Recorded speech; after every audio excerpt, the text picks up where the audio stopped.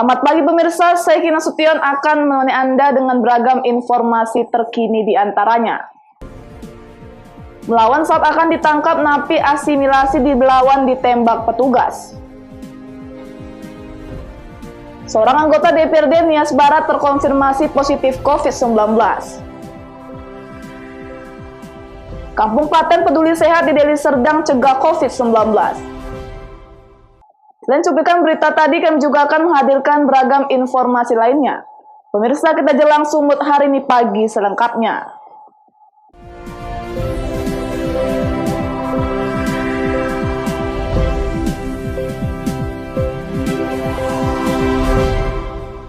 Kita ke informasi pertama, pemirsa. Polres Pelabuhan Belawan berhasil menangkap seorang pelaku pencurian dengan kekerasan dalam angkutan umum di Belawan. Selain mengamankan pelaku napi asimilasi, petugas terpaksa menembak salah satu kakinya karena mencoba melawan petugas.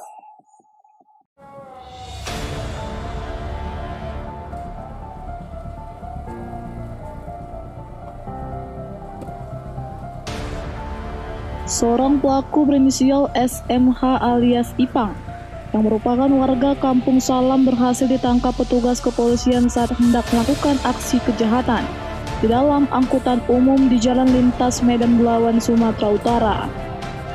Dalam aksinya yang terkenal sadis dan tidak segan melukai calon korban yang pada umumnya wanita. Pelaku tak bisa berkutik dan hanya menahan sakit setelah peluru tajam menembus telapak kaki kanan pelaku. Dari tangan pelaku, petugas berhasil menyita sejumlah barang bukti hasil curian, yakni 1 buah tas berisi kartu ATM, buku rekening, 2 unit telepon genggam, dan perhiasan dengan total mencapai 30 juta rupiah.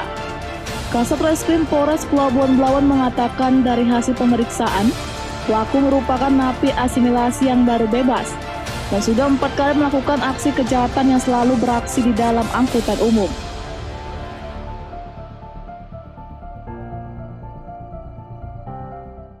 Beraksi bersama dengan beberapa rekan lainnya dengan cara naik ke angkot dan mencari sasaran di dalam angkot, yaitu penumpang-penumpang yang ada di dalam angkot. Tersangka sudah ada 4 kali melakukan tindak pidana di 4 TKP yang berbeda, dan keempat-empatnya ada laporan polisi dan ada korbannya. Tersangka ini kabarnya asimilasi kan? Untuk tersangka merupakan asimilasi, di mana tersangka juga merupakan residivis kasus 365 di tahun 2019 dan mendapat asimilasi di tahun 2020, dan selama proses asimilasi pengakuan dari tersangka sudah 7 kali melakukan tindak pidana. Namun dari hasil rekap kami dan pengecekan kami ke jajaran Polsek, kami menemukan 4 LP yang sudah ada korbannya. Untuk mempertanggungjawabkan perbuatannya, pelaku terancam kembali mendekam di teralis besi Polres Pelabuhan Belawan. Wahyu Pratama melaporkan untuk Evarina TV. Pemirsa, tim Sareskrim Polres Tanah Karo berhasil menangkap seorang pelaku pencurian kendaraan bermotor roda 2. Pelaku terpaksa dilumpuhkan dengan timah panas dikarenakan melawan petugas dan mencoba melarikan diri.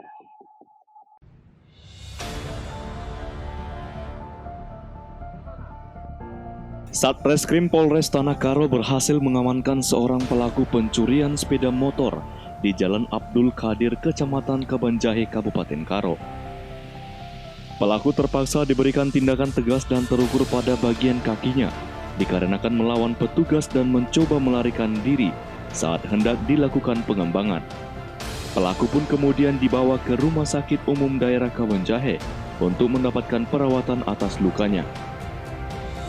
Berdasarkan hasil pemeriksaan, modus pelaku melakukan pencurian dengan cara merusak kunci kontak sepeda motor dengan kunci T dan membawa kabur sepeda motor yang sedang diparkir di depan toko. Pelaku berinisial WS ini merupakan residivis dan pernah menjalani hukuman dalam perkara yang sama.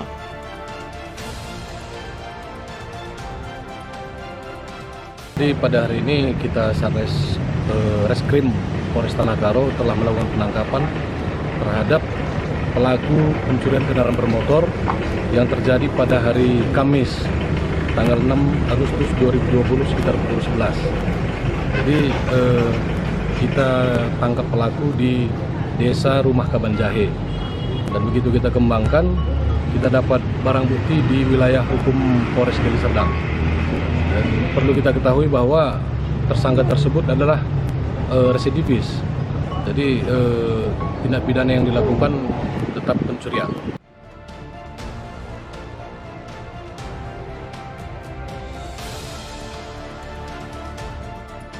Untuk mempertanggungjawabkan perbuatannya, pelaku bersama dengan barang bukti sepeda motor telah diamankan di Satreskrim Polres Tanah Karo.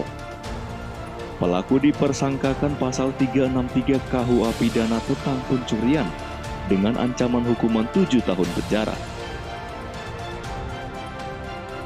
Chandra Bukit melaporkan untuk Eva Arena TV.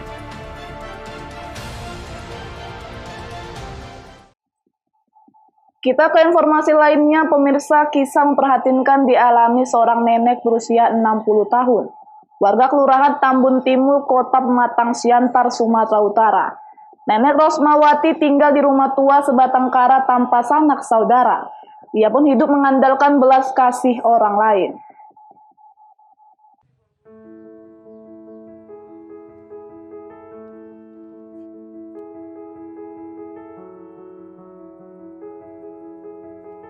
Inilah Rosmawati, nenek berusia 60 tahun dengan kondisi lumpuh akibat kecelakaan yang dialaminya saat berdagang. Kini ibu dari 7 anak itu tidak bisa lagi beraktivitas seperti biasa dan hidup sebatang kara tanpa keluarga. Untuk makan sehari-hari, warga Kelurahan Tambun Timur itu mengandalkan bantuan orang lain.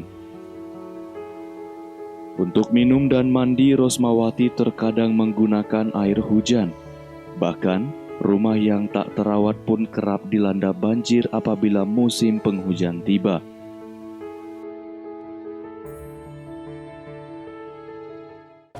Ada tahu anaknya kemana, Bu? Pada kemana? Anaknya pada kemana, Bu? Entah kemanaan tuh, satu di Pekanbaru, satu di Batu. Nggak pernah pulang kemari, Bu? Satu aja, dua aja Tiki. Waktu apa? Mula-mula terjadi ini, dua lah, anak perempuan satu, anak laki-laki satu. Tapi itu pun tak ada lagi. Nggak ada lagi nampak, Bu? Nggak pernah. Hari Bu, keperluan untuk makan, minum bagaimana ya Bu? Sendiri juga? Sendiri dikasih orang tuh. Kasih orang ya. Kasih orang ya. Kalau minum air, Bu? Air itu yang saya beli kalau lewat gitu, kalau dibeli. Kadang mau pakai air hujan, Bu, ya? Air hujan untuk mandi. Iya.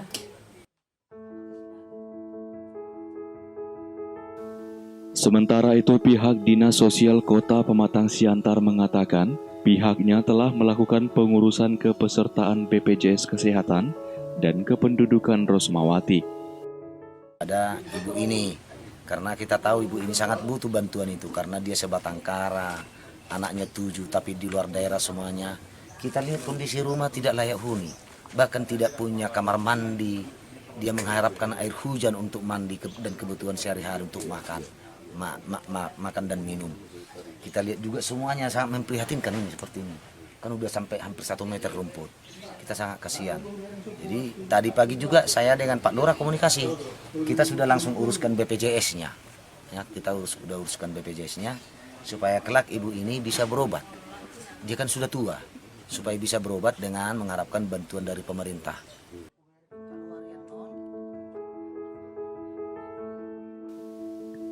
Jo Ambarita melaporkan untuk Eva Arena TV.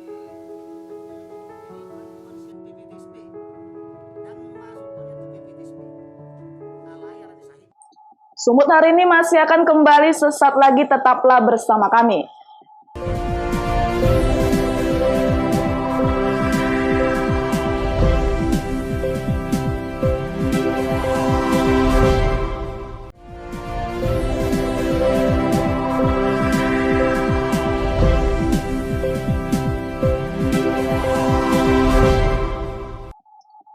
Terima kasih masih bersama kami. Pemirsa, seorang anggota DPRD Kabupaten Nias Barat berinisial FH dinyatakan positif COVID-19 berdasarkan hasil swab dari Rumah Sakit Umum Daerah Gunung Sitoli.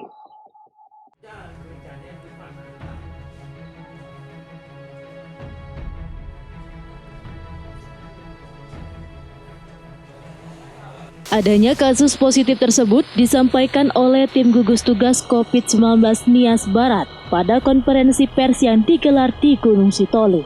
Pasien berinisial FH yang merupakan anggota DPRD Kabupaten Nias Barat tersebut terkonfirmasi positif COVID-19 berdasarkan hasil uji swab tes molekuler dari Rumah Sakit Umum Gunung Sitoli. Fahili Gulo selaku Sekretaris Daerah Nias Barat menjelaskan, pasien FH memiliki riwayat perjalanan dinas dari luar daerah. Hasil yang kita dapatkan menunjukkan bahwa ada satu orang warga Nias Barat yang hasilnya kita terima hari ini dinyatakan positif COVID-19. Tim gugus tugas juga telah melakukan rapid test terhadap anggota keluarga FH sebanyak 25 orang, 8 orang diantaranya dinyatakan reaktif. Kedelapan anggota keluarganya yang reaktif akan kembali dilakukan pemeriksaan rapid test kedua sebelum dilanjutkan pada pemeriksaan swab TCM. Saat ini pasien terkonfirmasi positif COVID-19 berinisial FH tersebut sedang menjalani isolasi mandiri karena berstatus gejala ringan. Hugo Manozega melaporkan untuk Eva Rina TV. Selain itu, pemirsa, salah seorang pejabat pimpinan tinggi Pratama salah satu dinas di Kabupaten Serdang Bedagai, Sumatera Utara juga terpapar COVID-19. Pejabat tersebut diketahui berinisial BS 56 tahun dan berdomisili di Kota Medan.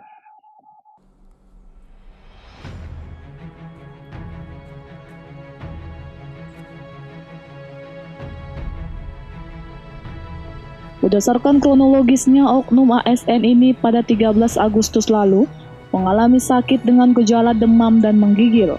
Kemudian yang bersangkutan melakukan pemeriksaan medis dan dirawat inap di Rumah Sakit Murni Teguh. Dari hasil pemeriksaan, BS dinyatakan terpapar COVID-19. Guna memutus mata rantai penularan COVID-19, tim gugus tugas COVID-19 telah melakukan penyelidikan epidemiologi dan tracing terhadap kontak erat khususnya keluarga, serta lingkungan kerja Dinas Kesehatan. Dari hasil tracing didapatkan 5 orang yang disinyalir menjalin interaksi erat dengan BS dan telah disarankan untuk menjalani isolasi mandiri. Sedangkan untuk anggota keluarga BS telah menjalani pengambilan sampel untuk PCR. Namun BS berdomisili di Medan, sehingga tidak masuk dalam data korban positif COVID-19 di peta sebaran Kabupaten Serdang Bedagai. Perkembangan COVID-19 di Kabupaten Serdang Bedagai sampai dengan saat ini terdapat penambahan 1 warga Kabupaten Serdang Bedagai yang terpapar COVID-19. Dari kasus sebelumnya berjumlah 117 kasus, sekarang sudah menjadi 118 kasus. Total keseluruhan warga Serdang Bedagai yang terkonfirmasi positif COVID-19 sebanyak 118 kasus.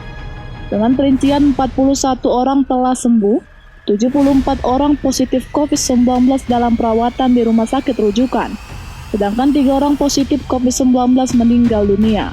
Abdul Malik melaporkan untuk Eva Rina TV.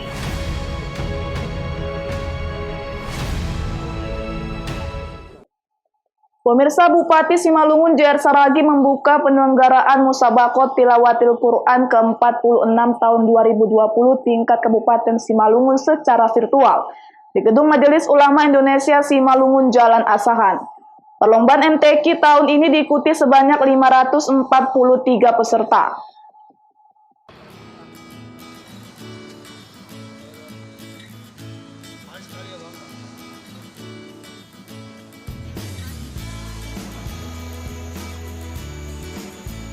Bupati Simalungun JR Saragi membuka penyelenggaraan Musabaqah Tilawatil Quran ke-46 tahun 2020 tingkat Kabupaten Simalungun di Gedung Majelis Ulama Indonesia Simalungun Jalan Asahan pada 20 Agustus 2020.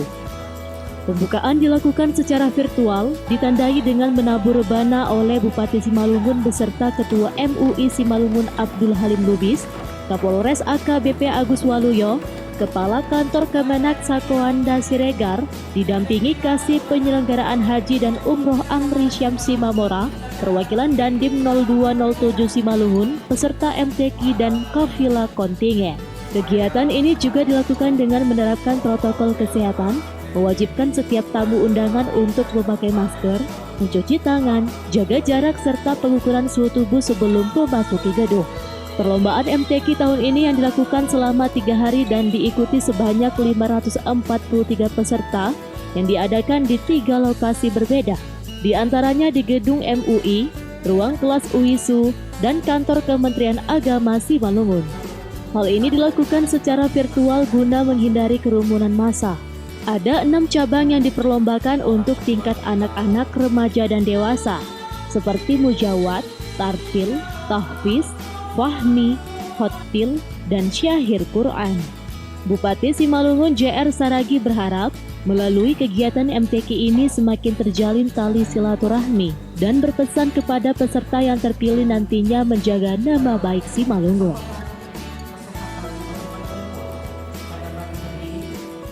Ini kan sebenarnya sudah direncanakan di bulan Maret, tapi kebetulan ada COVID, jadi karena kita fokus untuk penanganan kesehatan dan setelah kita berkoordinasi dengan panitia, maka kita coba dengan virtual seperti ini. Kita berada di sini, tapi di kecamatan tetap dilakukan kegiatan ini dengan menggunakan protokol kesehatan.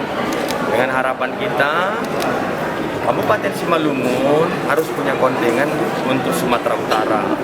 Itulah maka dibuat acara ini dengan sesederhana ini, tapi kita juga mengharapkan mendapatkan yang terbaik. Karena kita yakin anak-anak orang Simalungun ini cerdas dan pintar-pintar semua.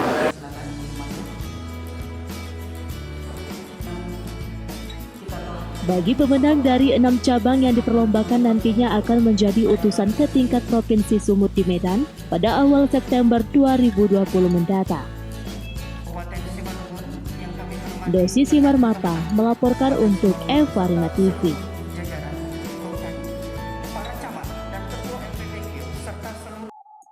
Sumut hari ini masih akan kembali sesaat lagi, tetaplah bersama kami.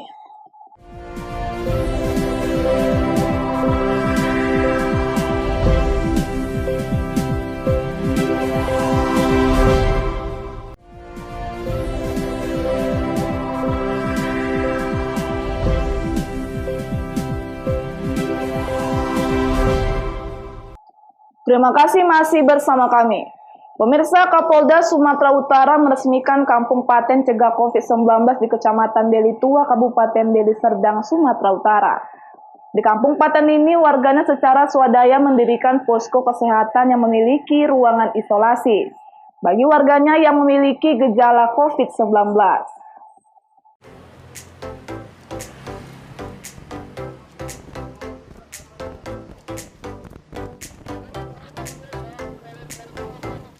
Beginilah suasana di Kampung Paten yang terletak di Kecamatan Deli Tua, Kabupaten Deli Serdang, Sumatera Utara. Kampung Paten ini diresmikan langsung oleh Kapolda Sumatera Utara bersama Wakil Bupati Deli Serdang. Kapolda Sumatera Utara beserta jajaran dan tamu yang akan berkunjung ke Kampung Paten ini wajib diperiksa suhu badannya dan mencuci tangan di tempat yang sudah disediakan. Di Kampung Paten ini, Kapolda langsung melihat fasilitas kesehatan di posko yang didirikan oleh warga, yang memiliki 1 ruangan isolasi serta peralatan medis untuk penanganan pertama bagi pasien yang terpapar COVID-19. Untuk selanjutnya dirujuk ke rumah sakit yang telah disediakan.